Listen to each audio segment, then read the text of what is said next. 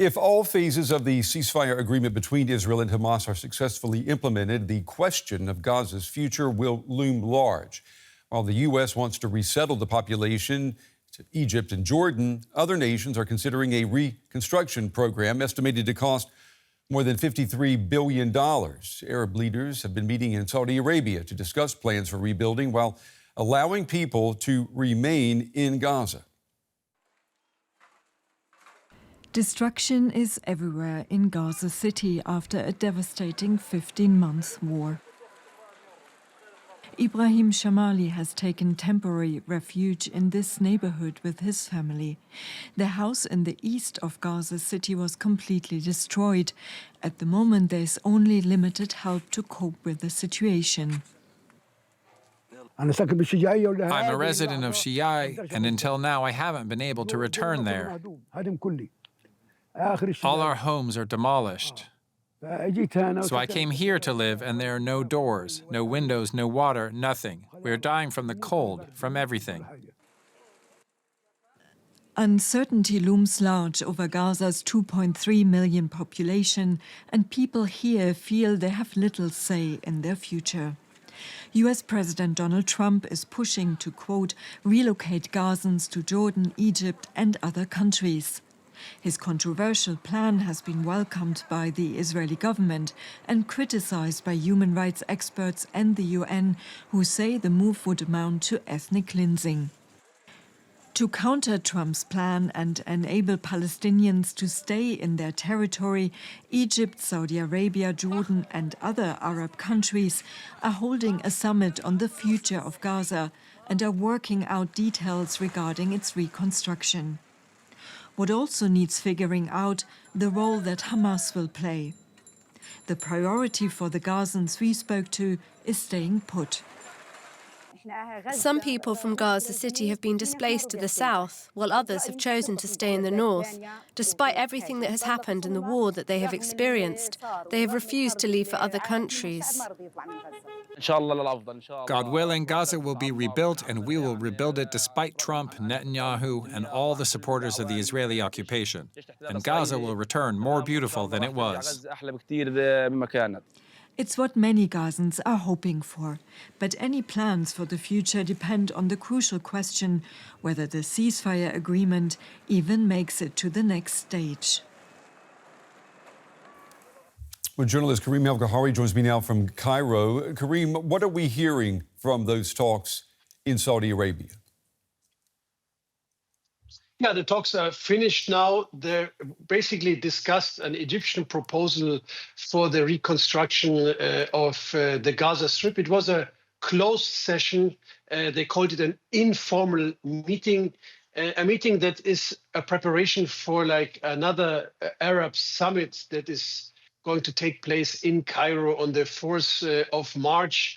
And what they're trying to do is to find really a unified Arab position for a counter proposal other than the US President Trump's idea of Riviera on the Middle East without the Palestinians, and a counter proposal that then they will try to get some international support for it.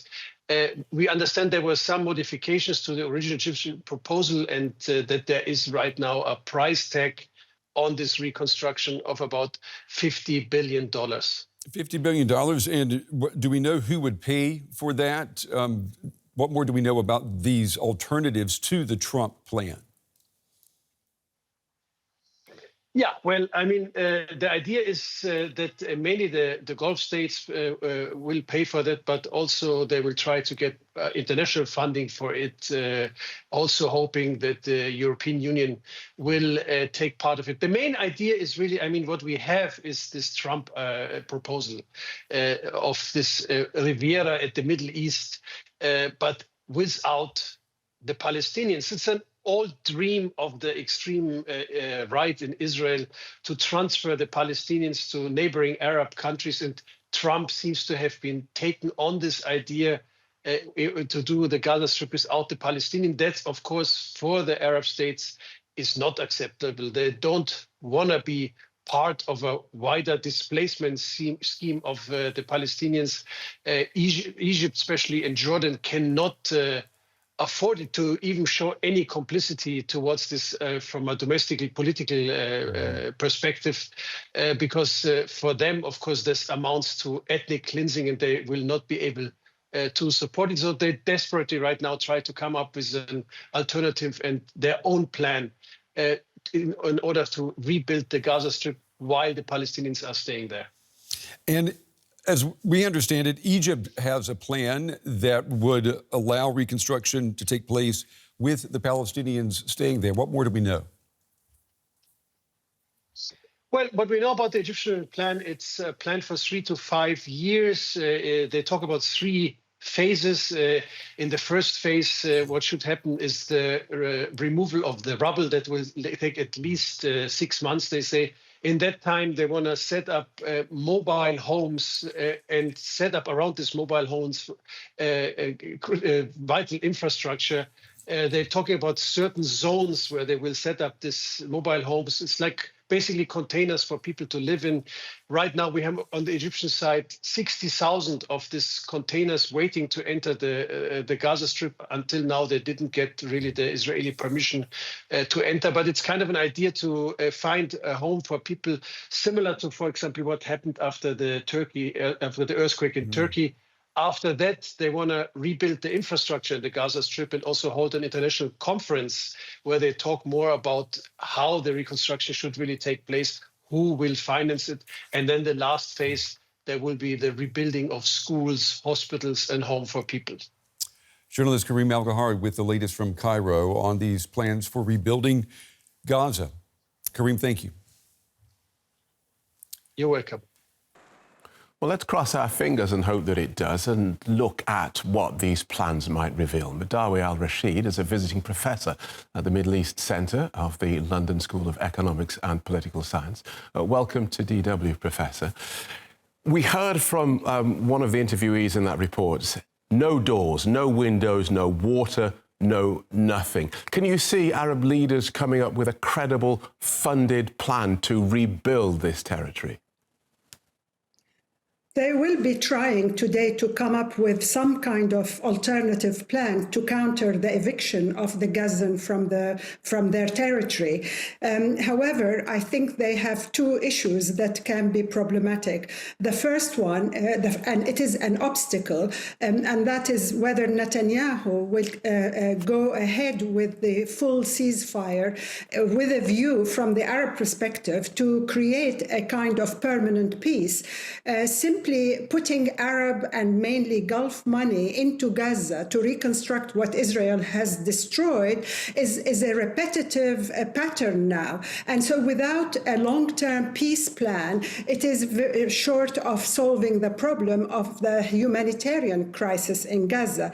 So I see that the Arabs will try to bring some kind of fund into the reconstruction of Gaza, but there has to be a link with a peace plan in the long term.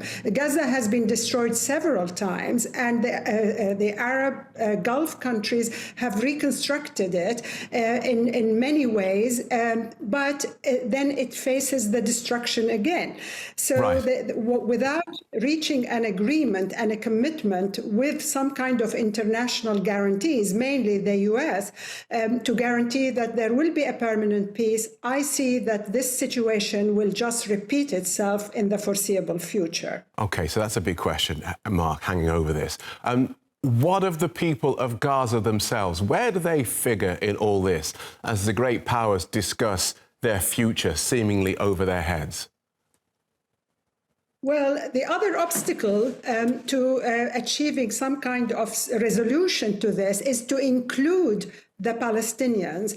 And I mean all the Palestinian factions. You cannot have a peace and a resolution to the Israeli-Palestinian conflict with sidelining the Palestinians. We have seen that the Abrahamic Accords that the UAE, Bahrain, Morocco, and other Arab countries have signed, and this was supposed to usher a new era of peace, but it has actually made the situation worse for the Palestinians who are excluded from these negotiations negotiating tables.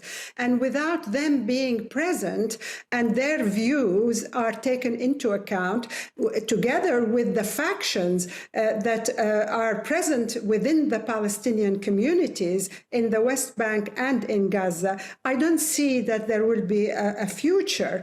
Right. Hamas is the critical partner here, and it has stated clearly that it will accept to give up the governance of Gaza in return for reconstruction and peace. The Arab leaders, I think, all of them would like to see Gaza governed by another force, another authority. And all of them, I think, would prefer that Gaza doesn't remain as the governing body in that part of the Palestinian territory. But even if Hamas doesn't rule, you can't just wave a magic wand and wish it away. They're still there. Their ideology, the thoughts are still there, especially amongst a population that's been so traumatized and some would say radicalized against Israel over this last 16 months. Well, yes, obviously, Hamas is not going to vanish because it has the communities, and these communities live under sanctions, under very harsh conditions. So even if Hamas gives up the governance of Gaza, it's not going to vanish.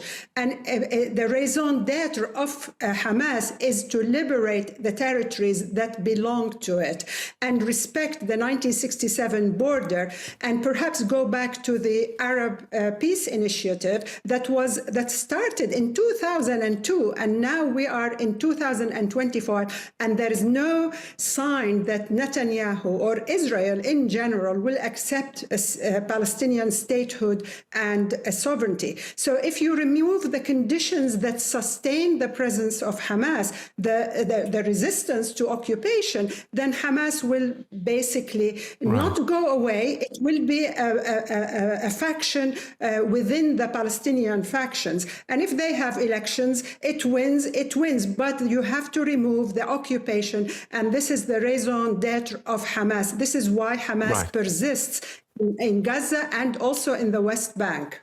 Thank you for talking us through that, Professor Madawi Al-Rasheed from the London School of Economics. Thank you so much. Thank you.